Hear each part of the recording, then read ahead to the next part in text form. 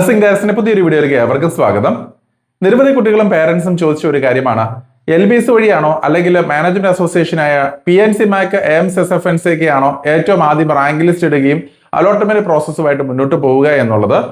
നമ്മളൊരു കാര്യം ശ്രദ്ധിക്കേണ്ടതിന്റെ ആപ്ലിക്കേഷൻ ഡേറ്റുകൾ എന്നാണ് അവസാനിക്കുന്നത്, റാങ്ക് ലിസ്റ്റുകൾ ഏത് സമയത്തായിരിക്കും പബ്ലിഷ് ചെയ്യുന്നതൊക്കെ ഉള്ളതാണ്. അപ്പോൾ അതിനെക്കുറിച്ചുള്ള കുറച്ച് ഇൻഫർമേഷൻസ് ആണ് ഈ വീഡിയോയിൽ ഉൾപ്പെടുത്തുന്നത്.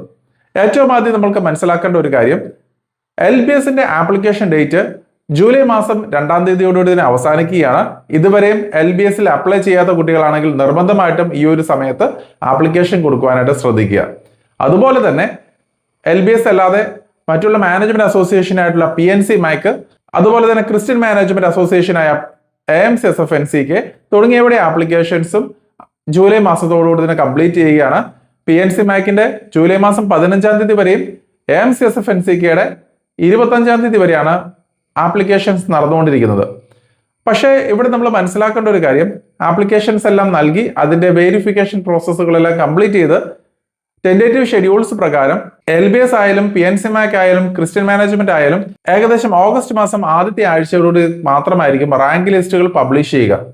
സാധാരണ രീതിയിൽ റാങ്ക് ലിസ്റ്റുകൾ പബ്ലിഷ് ചെയ്ത് കഴിയുമ്പോൾ നമുക്ക് ഏകദേശം നമ്മുടെ റാങ്ക് പൊസിഷൻ, നമ്മുടെ മാർക്കിന്റെ അടിസ്ഥാനത്തിൽ എത്ര കുട്ടികൾ അപ്ലൈ ചെയ്തെന്നും അതുപോലെ തന്നെ ഏതൊക്കെ പൊസിഷനിലേക്ക് അല്ലെങ്കിൽ എത്രത്തോളം പോസിബിലിറ്റി നമുക്ക് മുന്നോട്ടുണ്ടാവും എന്നുള്ളത് നമുക്ക് മനസ്സിലാക്കാവുന്നതാണ്. ഇത് മാത്രമല്ല, നമുക്ക് റാങ്ക് ലിസ്റ്റുകൾ പബ്ലിഷ് ചെയ്ത് കഴിഞ്ഞതിന് ശേഷമാണ് മുന്നോട്ടുള്ള അലോട്ട്മെന്റ് പ്രോസസ്സുകളൊക്കെ തുടങ്ങാനായിട്ടും സാധ്യതയായിട്ടുണ്ടാവുക. അവിടെ നോക്കിക്കഴിഞ്ഞാൽ ക്രിസ്ത്യൻ മാനേജ്മെന്റിലും PNC-MACലും ഓൾറെഡി ആപ്ലിക്കേഷൻ നൽകുന്ന സമയത്ത് തന്നെ നമ്മൾ കോളേജ് ഓപ്ഷൻസ് നൽകുന്നുണ്ട്. പക്ഷേ LBSന്റെ കാര്യം നോക്കിയാൽ റാങ്ക് ലിസ്റ്റുകൾ പബ്ലിഷ് ചെയ്ത് കഴിഞ്ഞതിന് ശേഷമാണ് ഓപ്ഷൻ രജിസ്ട്രേഷൻസ് തുടങ്ങുക. അപ്പോൾ ഓപ്ഷൻ രജിസ്ട്രേഷൻ സമയത്താണ് കോളേജുകളുടെ ഡീറ്റെയിൽസ് എല്ലാം നമ്മൾ നൽകേണ്ടതായിട്ട് വരിക. എങ്കിലും അത് വലിയ കാലതാമസമില്ലാതെ നടക്കുമെന്നാണ് നമ്മൾ പ്രതീക്ഷിക്കുന്നത്. അപ്പോൾ ഏകദേശം ഒരാഴ്ചയുടെ ഡിഫറൻസിൽ ഈ 3 അസോസിയേഷനുകളിലും അലോട്ട്മെന്റ് പ്രോസസ്സുകൾ നടക്കുമെന്നാണ് നമ്മൾ മനസ്സിലാക്കുന്നത്.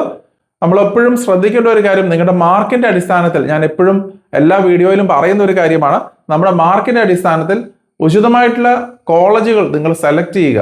ഉദാഹരണമായിട്ട് നിങ്ങൾ 98% മാർക്കുണ്ട്, PNC-MACലാണ് നിങ്ങൾ അപ്ലൈ ചെയ്യുന്നതെങ്കിൽ വാരി വലിച്ച 10 കോളേജസും കൊടുക്കാതെ ഏറ്റവും ബെസ്റ്റ് ആയിട്ടുള്ള നല്ല കോളേജുകൾ മാത്രം നിങ്ങൾ സെലക്ട് ചെയ്ത് വെക്കുക. അല്ലാത്ത പക്ഷം നിങ്ങൾക്ക് ആദ്യത്തെ അലോട്ട്മെന്റിൽ തന്നെ ആവറേജ് കോളേജുകൾ ലഭിക്കുകയും അവിടെ നിങ്ങൾ അഡ്മിഷൻ എടുക്കാൻ നിർബന്ധിതമാവുകയും ചെയ്യുന്നതാണ്.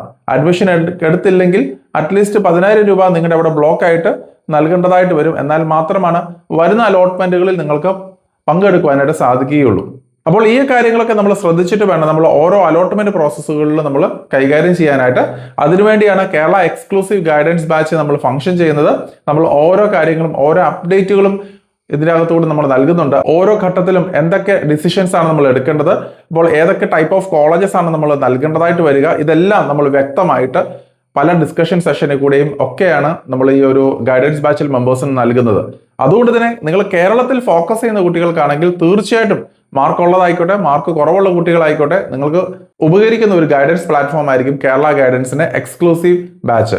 അപ്പോൾ നിങ്ങൾക്ക് ഇനിയും ആ ഒരു ബാച്ചിലേക്ക് ജോയിൻ ചെയ്യാൻ താല്പര്യമുള്ളവർക്ക് ഡിസ്ക്രിപ്ഷനിലെ ലിങ്ക് വഴി നിങ്ങൾക്ക് ജോയിൻ ചെയ്യാവുന്നതാണ്. അപ്പോൾ നമ്മൾ ഈ പറയുന്ന ആപ്ലിക്കേഷൻ ഹെൽപ്പ് ഉൾപ്പെടെ കോളേജ് ഓപ്ഷൻസ് നൽകുവാനും അലോട്ട്മെന്റ് കഴിഞ്ഞതിന് ശേഷം അഡ്മിഷൻ വരെയുള്ള സപ്പോർട്ടുകൾ കാര്യങ്ങൾ നമ്മൾ ഈ ഗൈഡൻസ് ബാച്ചിൽ മെമ്പേഴ്സിന് നൽകുന്നതാണ്. അപ്പോൾ തീർച്ചയായും ഈ ഒരു അവസരം മാക്സിമം യൂട്ടിലൈസ് ചെയ്യുക. കഴിവതും നിങ്ങളുടെ ഫ്രണ്ട്സിന്റെ അടുത്തും ഷെയർ ചെയ്ത് കൊടുക്കാനായിട്ട് ശ്രദ്ധിക്കുക. ഈ അവസരത്തിൽ ഒരിക്കൽ കൂടി എനിക്ക് നിങ്ങളോട് പറയാനുള്ളത്, നമുക്ക് അലോട്ട്മെന്റ് പ്രോസസ്സിന് മുന്നോടിയായിട്ട് റാങ്ക് ലിസ്റ്റുകൾ പബ്ലിഷ് ചെയ്യുന്നത് ഏകദേശം ഓഗസ്റ്റ് മാസം ആദ്യത്തെ ആഴ്ചയോടുകൂടി ആയിരിക്കുമെന്നാണ് നമ്മൾ മനസ്സിലാക്കുന്നത്. അപ്പോൾ അത് കഴിഞ്ഞതിന് ശേഷം നമുക്ക് അലോട്ട്മെന്റ് പ്രോസസ്സിലേക്ക് നീങ്ങുകയാണ്.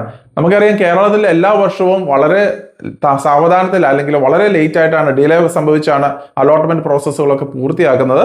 അതിനോടൊപ്പം തന്നെ കേരളത്തിന് പുറത്തേക്കുള്ള കോളേജുകളിലൊക്കെ മിക്കവാറും സീറ്റ് ഫില്ലാവുകയോ ഫീസുകളൊക്കെ ക്രമാതീതമായിട്ട് കൂടുകയോ ചെയ്യാൻ സാധ്യതയുണ്ട്. അപ്പോൾ ഈ ഒരു കാര്യം നമ്മൾ മനസ്സിലാക്കി നമ്മൾ ഉചിതമായിട്ടുള്ള തീരുമാനങ്ങൾ റാങ്ക് ലിസ്റ്റ് വരുന്ന മുറയ്ക്ക് നമ്മൾ എടുക്കേണ്ടതായിട്ടുണ്ട്. കഴിഞ്ഞ ദിവസങ്ങളൊക്കെ വിളിച്ചനുസരിച്ച് പല കുട്ടികളുടെയും മാർക്ക് ക്രൈറ്റീരിയാസ് എന്ന് പറഞ്ഞാൽ 60s-ലും 70s-ലും ഒക്കെ ഉള്ള കുട്ടികളാണ് കേരളം കിട്ടും എന്ന പ്രതീക്ഷയിൽ വെയിറ്റ് ചെയ്ത് നിൽക്കുന്നത്. അപ്പോൾ അത്രയും മാർക്ക് കുറവുള്ള കുട്ടികൾ തീർച്ചയായിട്ടും ഈ ഒരു സമയത്തെങ്കിലും ഉചിതമായിട്ടുള്ള തീരുമാനങ്ങൾ എടുക്കേണ്ടതായിട്ടുണ്ട്. കേരളത്തിന് പുറത്ത് തമിഴ്നാട്, കർണാടക തുടങ്ങിയുള്ള സംസ്ഥാനങ്ങളിലാണെങ്കിലും ഈ ഒരു വർഷം നഴ്സിംഗിന് നല്ല രീതിയിലുള്ള ട്രെൻഡുകൾ കാണിക്കുന്നുണ്ട്. മിക്കവാറും വരുന്ന റെപ്യൂട്ടഡ് ആയിട്ടുള്ള കോളേജുകളൊക്കെ സീറ്റുകളൊക്കെ ഏകദേശം ഫില്ലായിട്ടുണ്ടെന്നുള്ളതാണ് ഞാൻ മനസ്സിലാക്കുന്നത്. അപ്പോൾ അതുകൊണ്ട് തന്നെ നിങ്ങൾക്ക് ഇനിയും ഏതെങ്കിലും കോളേജുകളിൽ അഡ്മിഷൻസ് എടുക്കാൻ താല്പര്യമുണ്ടെങ്കിൽ തീർച്ചയായിട്ടും ഞങ്ങളുടെ ഗൈഡൻസ് സ്വീകരിക്കാവുന്നതാണ്. അപ്പോൾ നിങ്ങളുടെ ഫീസ് അഫോർഡബിലിറ്റി മനസ്സിലാക്കി ഏറ്റവും ഉചിതമായിട്ടുള്ള ഏറ്റവും ബെറ്റർ ആയിട്ടുള്ള കോളേജുകളിലേക്ക് നമുക്ക് അഡ്മിഷൻസ് എടുക്കാനായിട്ടും സഹായിക്കുന്നതുമാണ്. അപ്പോൾ നിങ്ങൾ ഈ ഒരു കാര്യങ്ങളെല്ലാം നിങ്ങൾ വ്യക്തമായിട്ട് മനസ്സിലാക്കി ഉചിതമായിട്ടുള്ള തീരുമാനങ്ങൾ എടുക്കുക.